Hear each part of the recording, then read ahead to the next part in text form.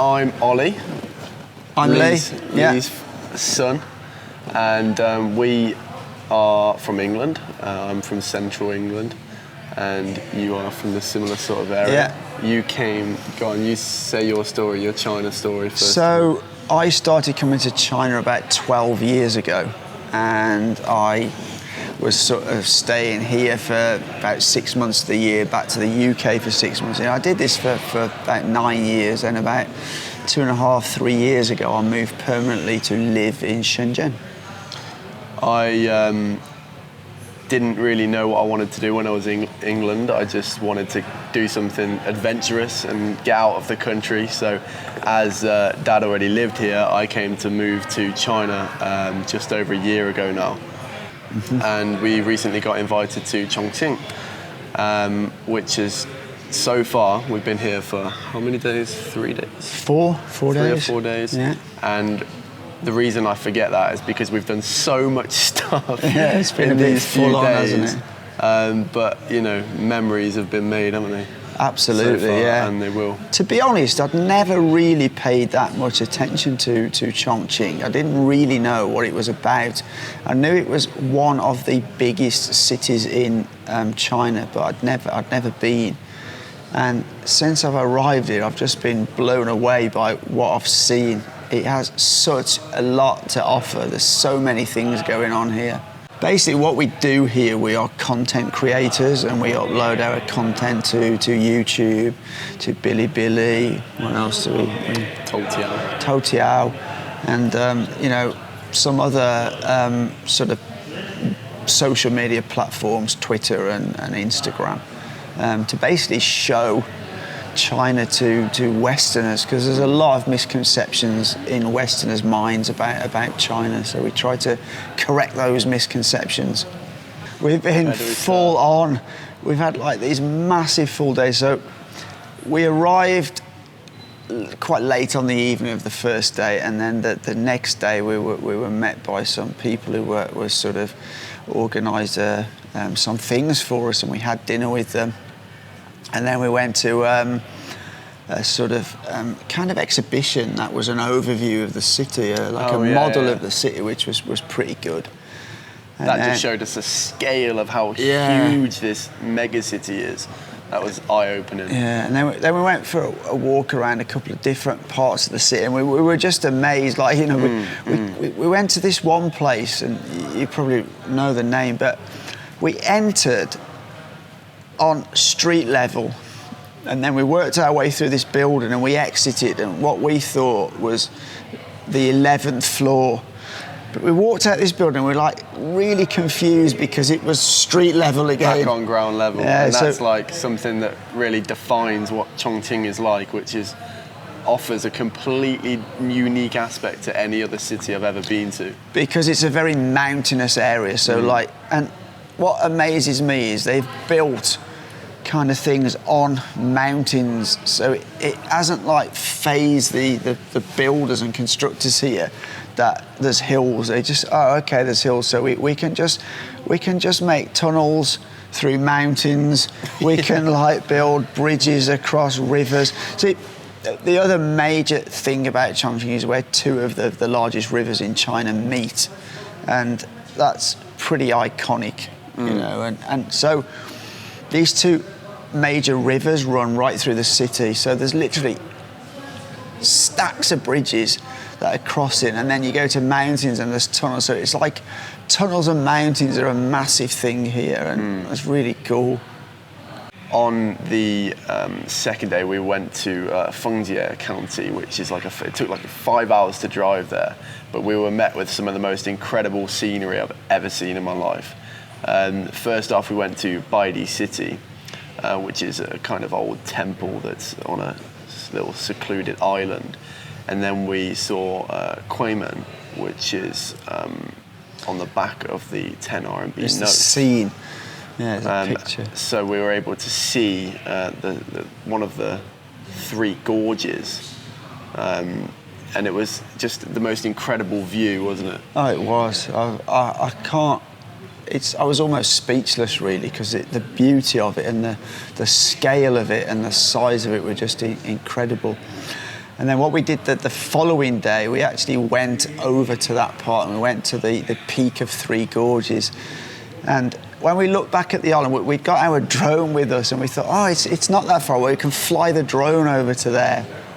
And we started the drone flying and we got to 3.5 kilometres and we were still only halfway to the island. And it just shows you how massive these things are. It's just huge, and it's very difficult to show it from pictures. Yeah. You know, you've got to come here to just see it for yourself because it is so awe-inspiring. It's almost like you were on the movie set of Avatar or some like major blockbuster film. It's just you're just speechless when you look at it. You can't imagine it's real because that place on top on the peak of the Three Gorges, hands down, was the best view I've ever seen in my life. And I travelled Vietnam thoroughly, and I saw some amazing views. Yeah. But that was the top. That was the. So just to tell you how good it is, a number of years ago, I went to the Grand Canyon in, I think it's Nevada, the state it's in, and what I saw on the Three Gorges peak was way better than what I experienced in the Grand Canyon. It really was something, you know. It was a superb sight, and I just hope we can get across to our viewers when they see our video of just how good it is, because it's just, I don't know, it's just hard to take in. One of the coolest parts about it as well is it's kind of like an untouched tourist destination. They're kind of building a tourist centre because they're obviously gearing up for loads of tourists to head there in the future. And to know that we were kind of before that rush is just really cool. And we were able to get our drone up and fly it around the gorge and get some amazing footage. It was just superb. You know, that might be a little bit more difficult to do in the future because there is going to be a lot of people going to these areas, and then because it's just an incredible view. When people find out about it, they're going to be carrying, I think. And then today, we went to another spectacular site, which was, it's called Heavenly Pit. And it's basically a massive sinkhole in the ground. And it goes down, I don't know, something 600, 650 metres. And they've built steps right the way to the bottom from the top. And there's got to be well over 1,000 steps now.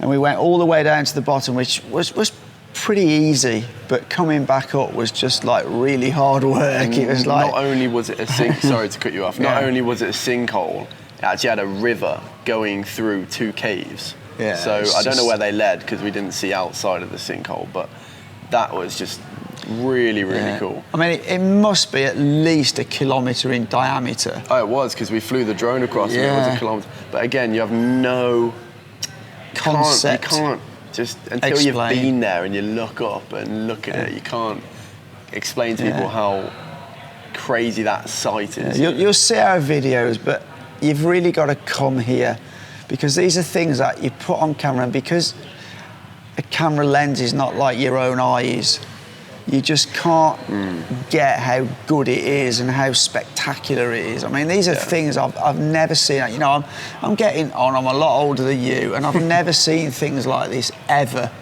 You know, not that have made me speechless. You know, it's really, really impressive.